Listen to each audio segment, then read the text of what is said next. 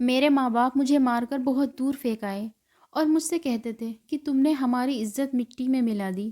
میں نہیں جانتی تھی کہ میں نے ایسا کون سا کام کیا جو ان کی عزت مٹی میں مل گئی تھی۔ میں تو بس ایک اپاہج لڑکی تھی جسے دنیا بھر کا کوئی ہوش نہیں تھا۔ میرے ماں باپ نے مجھے زہر دے دیا تھا۔ ان کی نظروں میں مر چکی تھی، مگر کسی شریف آدمی کی مجھ پر نظر پڑ گئی۔ اس نے میری جان بچائی، پھر وہ مجھے اپنے گھر لے آیا۔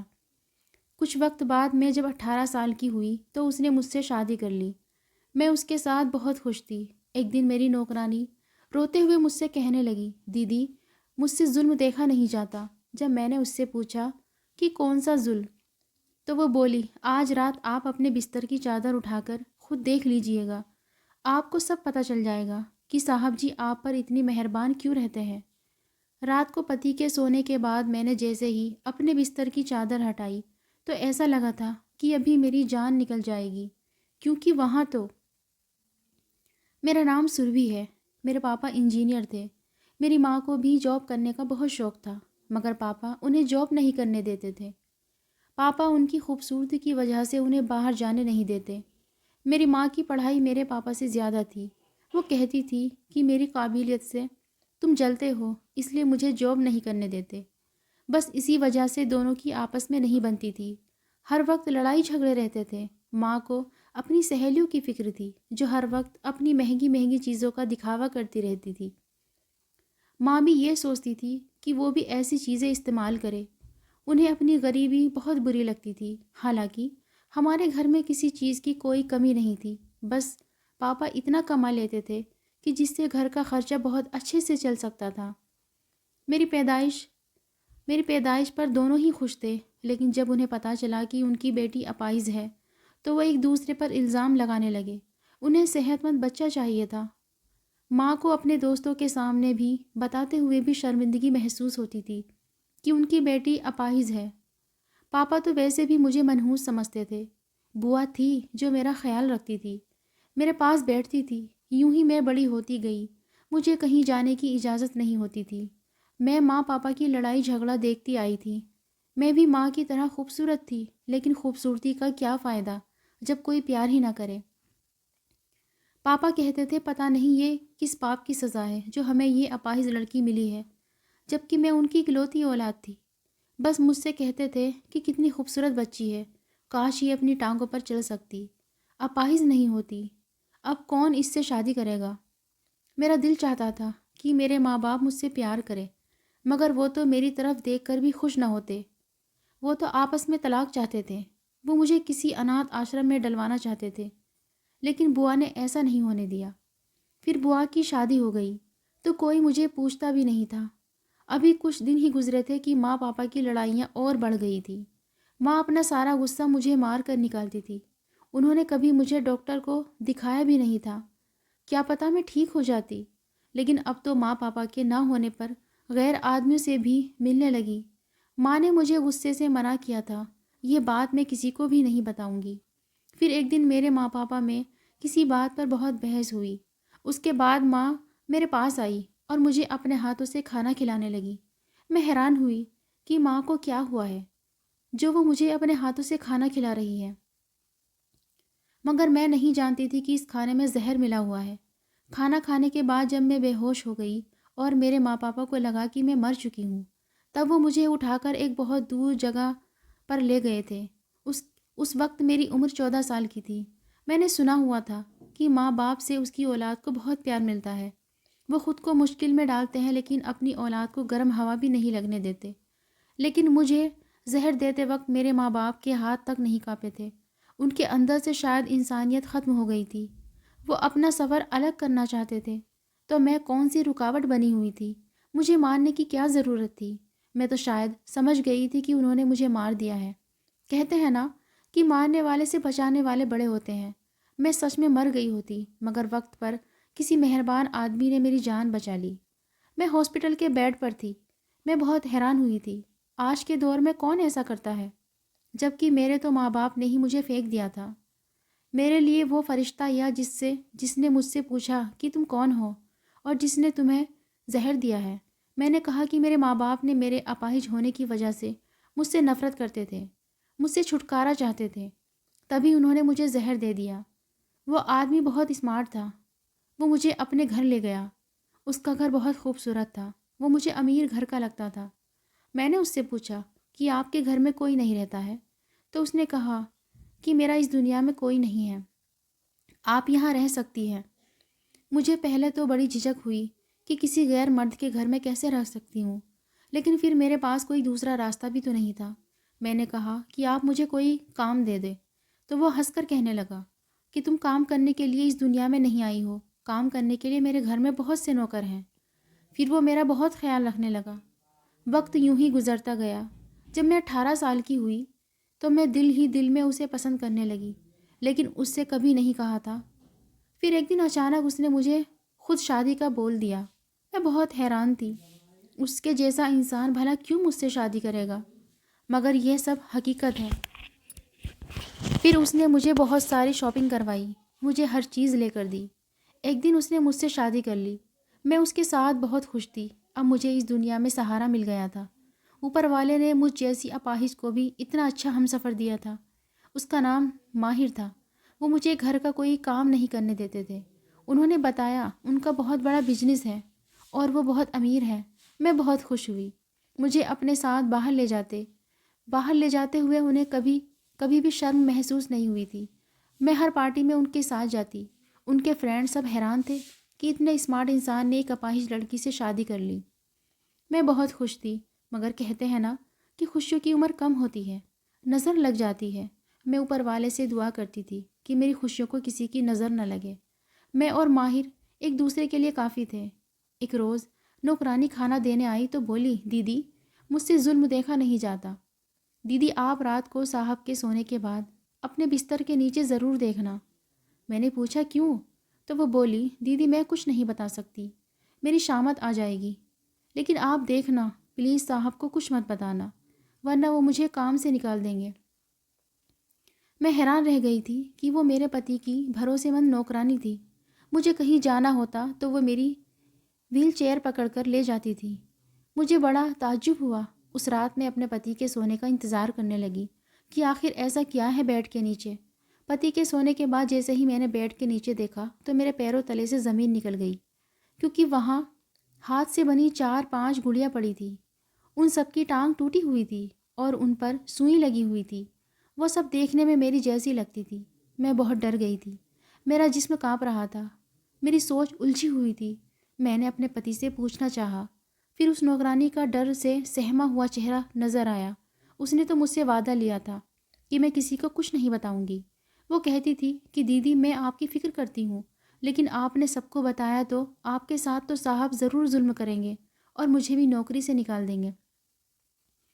میں اپنے چھوٹے چھوٹے بچوں کو کہاں سے کھلاؤں گی؟ میں نے اگلی صبح اپنی نوکرانی سے پوچھا کہ بیڈ کے نیچے 4 گڑیاں تھیں جو صبح کے وقت وہاں سے غائب ہو گئی تھی۔ تم بتاؤ ایسا کیا ہے کہ جو مجھ سے چھپا رہی ہو؟ وہ بولی، دیدی آپ کو نہیں لگتا کہ کوئی آپ پر اتنا مہربان ہے؟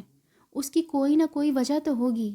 آپ سے پہلے یہاں اور بھی بہت ساری لڑکی آئی تھی، صاحب سب کے حسن پر فدا تھے، صاحب نے ان سے بھی اسی طرح شادی کی تھی۔ پھر وہ اپنی بات کاٹ کر بولی، دیدی آپ بہت معصوم ہیں، آپ صاحب جی سے بچ کر رہیں، میں آپ کی مدد کرنا چاہتی ہوں۔ مجھے اپنے کانوں پر یقین نہیں آیا۔ میں نے کہا، پہلے مجھے یہ بتاؤ کہ اس گڑیا میں کیا ہوگا؟ وہ بولی، دیدی جتنی بھی لڑکیاں آئی تھیں صاحب سب کے بیڈ کے نیچے ایسی ہی گڑیاں رکھتے تھے، میں نے خود دیکھا تھا۔ پھر کچھ دن بعد وہ لڑکیاں مر جاتی تھیں۔ صاحب نے کہا کہ کسی کو نہیں بتانا۔ نوکرانی کی بات سن کر مجھے عجیب پریشانی نے گھیر لیا تھا۔ میں نے اس سے کہا کہ تم ہی بتاؤ مجھے کیا کرنا چاہیے۔ وہ بولی، دیدی آپ کو یہاں سے اپنی جان بچا کر بھاگ جانا چاہیے۔ پاس میں ہی اناتھ آشرم ہے، وہاں بے سہارا لڑکیوں کو رکھا جاتا ہے۔ آپ یہاں سے چلی جائیے، نہیں تو یہاں پر آپ کی موت ہو جائے گی۔ میں وہ گڑیا دیکھ کر اور نوکرانی کی بات سن کر بہت ڈر گئی تھی۔ میرا دل یہ ماننے سے انکار کر رہا تھا، کیونکہ میرے پتی تو میرا بہت خیال رکھتے تھے، میرے علاج کے لیے فکر کرتے تھے۔ انہوں نے مجھ سے کہا تھا کہ میں نے ڈاکٹر سے بات کر لی ہے، تمہارا علاج بھی ہو جائے گا۔ کوئی مجھے اتنا چاہتا ہو اور پھر وہ یہ سب کیسے کر سکتا ہے؟ مجھے سمجھ نہیں آیا تھا کہ میں کس پر یقین کروں اور کس پر نہ کروں۔ وہ نوکرانی ایک اور نوکرانی کو لے کر میرے پاس آئی اور اس نے بھی یہی کہانی سنائی۔ اب تو میں سچ میں ڈر گئی تھی اور اسی دن گھر سے بھاگ گئی۔ میں گھر سے بھاگ ہی رہی تھی کہ میری ماں نے مجھے دیکھ لیا اور گاڑی روک کر میرے پاس آ گئی۔ وہ مجھے زندہ دیکھ کر رونے لگی۔ میں ماں کو دیکھ کر ڈر گئی تھی کہ کہیں گھر جا کر پھر سے وہ مجھے زہر نہ دے دے، مگر میں بھاگ بھی نہیں سکتی تھی۔ میری آنکھوں میں ڈر دیکھ کر وہ بہت شرمندہ ہوئی۔ مجھ سے کہنے لگی، بیٹا مجھے معاف کر دو، میں نے تمہارے ساتھ بہت غلط کیا ہے۔ میں سمجھی کہ تم مر گئی ہو، مگر تم تو زندہ ہو۔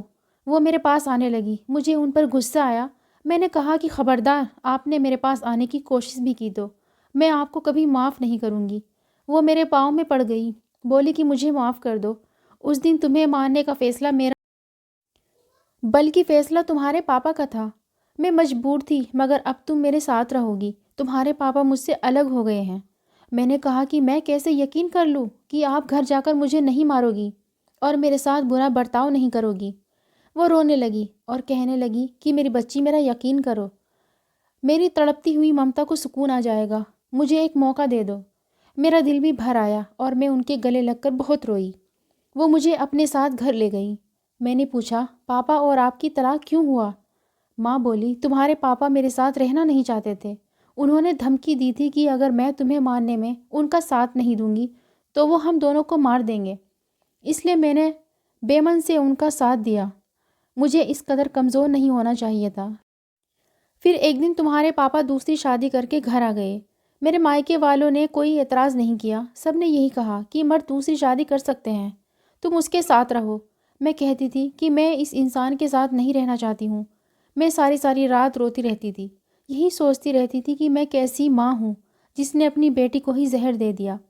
مجھے ایک پل کے لیے سکون نہیں ملتا تھا۔ تمہارے پاپا کے ساتھ میں رہنا نہیں چاہتی تھی۔ میں پہلے دولت کی لالچ میں تھی۔ مجھے تمہارے پاپا کا ایک دوست پسند تھا، لیکن پھر میں سمجھ گئی کہ کوئی بھی مرد بھروسے کے لائق نہیں ہوتا ہے۔ میری طلاق کے بعد وہ بھی مجھ سے شادی کرنے کے لیے راضی نہیں تھا۔ میں نے نوکری کی تلاش کرنی شروع کر دی۔ پھر مجھے نوکری مل بھی گئی۔ جب میں نے نوکری کرنا شروع کر دی تب مجھے احساس ہو گیا کہ میں نے کیا کیا۔ ساری عمر تمہاری قدر نہیں کی۔ تم میری اولاد تھی، میں نے تمہارے ساتھ بہت برا کیا، مجھے معاف کر دو بیٹا۔ میں ان کو اور شرمندہ نہیں دیکھ سکتی تھی، اس لیے میں نے ماں کو معاف کر دیا تھا۔ وہ خوش ہو گئی تھی۔ ماں بولی، اب میں تمہیں کہیں نہیں۔ اتنے دن تم کہاں رہ رہی تھی؟ میں نے کہا، جب آپ لوگ مجھے مار کر کچرے میں پھینک گئے تھے تو مجھے ایک آدمی اپنے گھر لے گیا تھا، میرا علاج کروایا اور پھر اس نے مجھ سے شادی کر لی، لیکن مجھے پتہ چلا ہے کہ وہ اچھا انسان نہیں ہے۔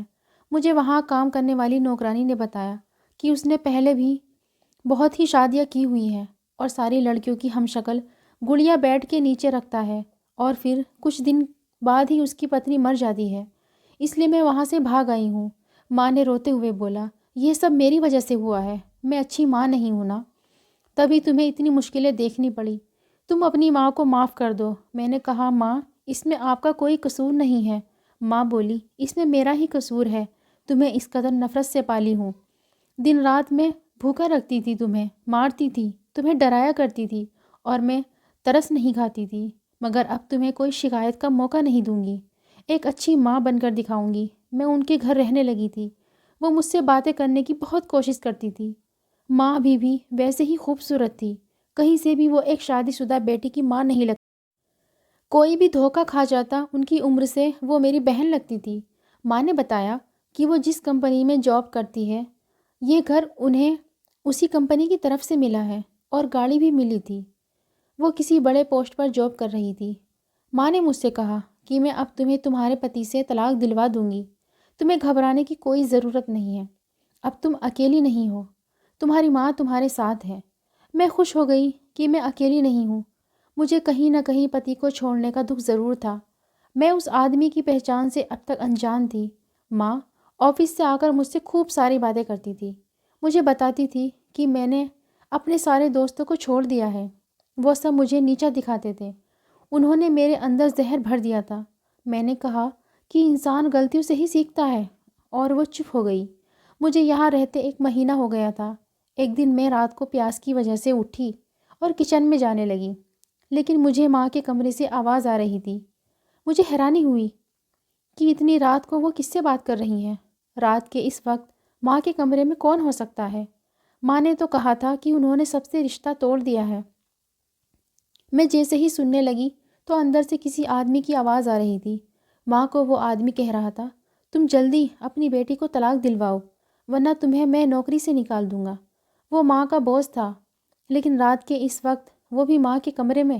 مجھے یہ سب ٹھیک نہیں لگا۔ پھر وہ کہنے لگا، تم جو مجھ سے شادی کرنے کے خواب دیکھ رہی ہو، تمہارے خواب تبھی پورے ہوں گے جب تم میرا کام کرو گی۔ اگر میں نے تم سے اپنا گھر اور گاڑی لے لی تو تم سڑک پر آ جاؤ گی۔ تم ابھی تک اپنی بیٹی کو طلاق نہیں دلوائی۔ میں نے اتنا کچھ کیا، تمہاری بیٹی کی نوکرانی کو پیسے دیے، اس نے اسے گھر سے نکالا، تمہاری بیٹی کے دل میں شک پیدا کیا، نکلی گڑیا بنا کر بیڈ کے نیچے رکھی۔ وہ اپاہج لڑکی میرے بیٹے کی زندگی میں نہیں ہونی چاہیے۔ میں حیران تھی، یہ میری ہی بات ہو رہی تھی۔ ضرور وہ آدمی میرے پتی کے پاپا تھے۔ میری ماں بولی، جیسا تم بولو گے ویسا ہی ہوگا، اب تمہیں شکایت کا موقع نہیں ملے گا۔ میں نے بیٹی کے دل میں جگہ بنا لی ہے، وہ بہت بھولی بھالی ہے۔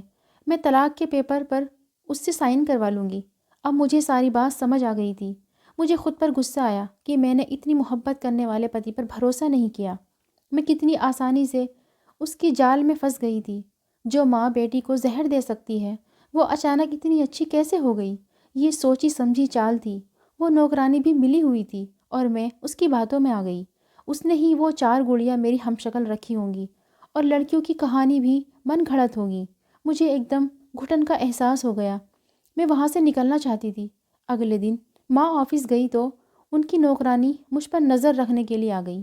میں نے اس سے کہا کہ میری مدد کرو، میں تمہیں منہ مانگی رقم دوں گی، مجھے میرے پتی کے گھر لے چلو۔ میری ماں بہت ظالم ہے، وہ بالکل بھی نہیں بدلی ہے۔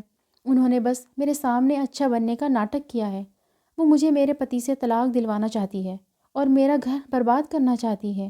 یہ کام ہونے کے بعد اس امیر آدمی سے شادی کر کے وہ مجھے چھوڑ کر چلی جائے گی۔ تم میری مدد کرو۔ اسے بھی شاید مجھ پر ترس آ گیا تھا۔ اسے پیسوں کی ضرورت تھی، تبھی وہ مان گئی تھی اور مجھے وہاں سے لے کر سیدھا پتی کے پاس آ گئی۔ میرے پتی مجھے دیکھ کر بہت حیران ہوئے اور بولے کہ تم کہاں چلی گئی تھی، وہ بھی بنا بتائے؟ میں نے تمہیں کہاں کہاں نہیں ڈھونڈا۔ ایسی کون سی غلطی ہو گئی تھی جو تم مجھے چھوڑ کر چلی گئی تھی؟ میں نے کہا مجھے معاف کر دو۔ نوکرانی نے مجھ سے کہا تھا تم لڑکیوں کا استعمال کرتے ہو اور پھر ان کو مار دیتے ہو۔ اس نے میری ہم شکل گڑیا بھی مجھے دکھائی تھی۔ میں نے اس نوکرانی کو ڈھونڈا تو وہ پورے گھر میں کہیں نہیں تھی۔ میرے پتی تو ان سب سے انجان تھے۔ جب میں گھر چھوڑ کر گئی تھی تو اس نوکرانی نے ہی میرے پتی کو بتایا کہ میں اپنے ماں باپ کے پاس چلی گئی ہوں اور میں کبھی واپس نہیں آؤں گی۔ میں نے کہا کہ میں ڈر گئی تھی اس لیے چلی گئی تھی، مجھے معاف کر دو۔ میں نے آپ پر بھروسہ نہیں کیا۔ جس لڑکی کے ماں باپ نے اسے استعمال کر کے اپنے مطلب کے لیے پھینک دیا ہو، وہ لڑکی ایسے ہی بن جاتی ہے۔ میں نے کہا میری ماں اور تمہارے پاپا نے ہمیں الگ کرنے کا ارادہ کیا تھا، دونوں ملے ہوئے ہیں۔ تمہارے پاپا مجھ جیسی اپاہج لڑکی کو اپنی بہو اپنانا نہیں چاہتے ہیں۔ انہیں تمہارے ساتھ چلنے والی خوبصورت لڑکی چاہیے جس میں کوئی نقص نہ ہو۔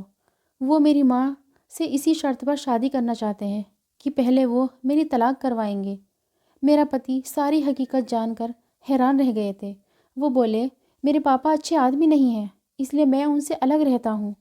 وہ ہر خوبصورت لڑکی کو شادی کے خواب دکھاتے ہیں، اپنے پیسوں سے اس لڑکی کو بھی عیاشی کرواتے ہیں اور جب اپنا مقصد پورا ہو جاتا ہے تو اسے چھوڑ دیتے ہیں۔ اس کا مطلب وہ ماں کو بھی صرف اپنے مقصد کے لیے استعمال کر رہے ہیں۔ وہ ماں سے شادی نہیں کریں گے۔ میرے پتی نے کہا میں تمہیں نہیں چھوڑوں گا۔ میں نے اس نوکرانی کو کام سے نکال دیا تھا۔ میرے پتی نے پھر سے میرا ہاتھ تھام لیا تھا۔ وہ مجھ سے محبت کرتے تھے۔ ایسے لوگ جو دولت کے لالچ میں آ کر اپنا گھر برباد کر دیں، ان پر کبھی بھی بھروسہ نہیں کرنا چاہیے۔ میری ماں کو بھی ساری اصلیت کا پتہ چل گیا تھا۔ وہ بھی میرے پتی کے گھر آئی۔ انہیں فکر تھی کہ اگر میں نے صلح کر لی تو کہیں ان کے ہاتھ سے دولت واپس نہ چلی جائے۔ حقیقت میں وہ کسی کو پیار ہی نہیں کرتی تھی۔ وہ میرے پاس آ کر مجھ سے کہنے لگی تم میری بیٹی ہو، چلو میرے ساتھ، میں تمہیں اس آدمی سے طلاق کرواؤں گی۔ میں نے کہا آپ کا اصلی چہرہ میں دیکھ چکی ہوں، اب میں اپنے پتی کے ساتھ ہی رہوں گی۔ میں بیوقوف تھی جو میں نے آپ پر بھروسہ کیا۔ مجھے سمجھنا چاہیے تھا کہ آپ بھروسے کے قابل ہی نہیں ہو۔ ماں کہنے لگی، کیا بول رہی ہو بیٹا؟ میں تمہارا علاج کروانا چاہتی ہوں۔ تم نے مجھے معاف کر دیا ہے۔ میں نے کہا کہ میں نے آپ کی اس رات ساری باتیں سن لی تھی۔ اگر اب آپ نے میرے ساتھ کوئی زبردستی کی تو میں آپ کو پولیس کے حوالے کر دوں گی۔ پولیس کا نام سن کر وہ گھبرا گئی تھی۔ میں نے کہا کہ آپ اس قابل نہیں ہیں کہ آپ کو معاف کیا جائے۔ میں نے انہیں زہر دے کر مارنے کی کوشش میں گرفتار کروا دیا تھا۔ پولیس انہیں گرفتار کر کے لے گئی تھی۔ میں کبھی بھی ایسا نہ کرتی، لیکن انہوں نے میری زندگی میں سکون کبھی نہیں رہنے دیا تھا۔ لیکن اب سب کچھ ٹھیک ہو گیا تھا۔ میرے پتی نے مجھے بتایا کہ میں نے تمہیں بہت جگہ ڈھونڈا، مگر تم مجھے کہیں نہیں ملی۔ تم مجھ پر یقین کر لیتی۔ تمہاری ماں اور میرے بابا دونوں ہی غلط انسان ہیں۔ میں اس رشتے سے نکل آیا ہوں۔ اس دنیا میں اکیلے تم ہی ہو جو میری ہو۔ مجھے شرمندگی ہوئی۔ میرا پتی مجھ سے اتنا پیار کرتا ہے، پھر بھی میں نے اس پر بھروسہ نہیں کیا۔ میری معافی مانگنے پر انہوں نے مجھے معاف کر دیا۔ اب ہم خوشی خوشی رہ رہے ہیں۔ میرے پتی میرے پیر کے علاج کے لیے حیدرآباد لے گئے۔ ڈاکٹر نے آپریشن کا بتایا کہ اس کے بعد یہ چل پھر سکتی ہے۔ میرے پتی میرا اتنا خیال رکھتے تھے کہ میں اوپر والے کا جتنا بھی شکر ادا کرتی ہوں اتنا کم ہے۔ آپریشن کے بعد میں بالکل ٹھیک ہو گئی ہوں اور اپنے پیروں پر چلنے لگی ہوں۔ میں اپنے آپ کو بہت خوش قسمت مانتی ہوں کہ مجھے اتنا چاہنے والا پتی ملا ہے۔ اگر آپ کو کہانی اچھی لگی ہو تو پلیز ویڈیو کو لائک اور چینل کو سبسکرائب ضرور کریں۔